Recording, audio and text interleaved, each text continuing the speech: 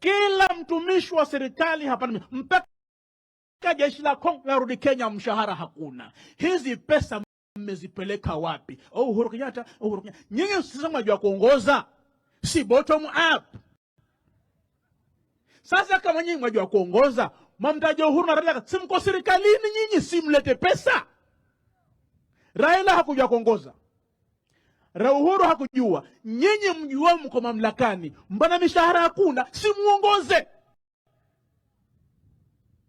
Mlimdhulumu baba, sasa Mungu anawajibu. Na wewe Gachagua, nataka nikuonye, una mdomo mrefu wewe. Gachagua ni makamu ambaye ngekuwa Wakenya hawana akili tungepigana hapa.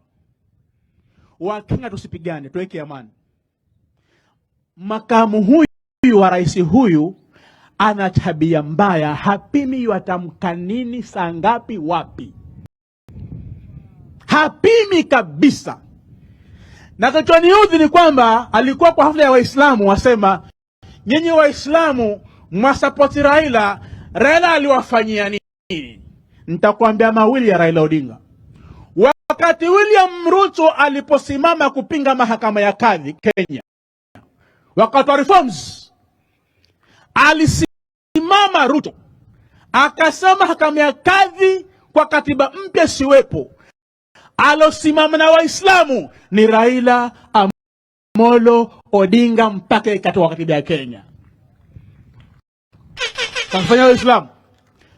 Pili, juzi niko commissioner wa wakfu, tuatarisha sheria mpya ya wakfu kulinda mali za Waislamu. Tulimpa yule Adan Duale akashindwa.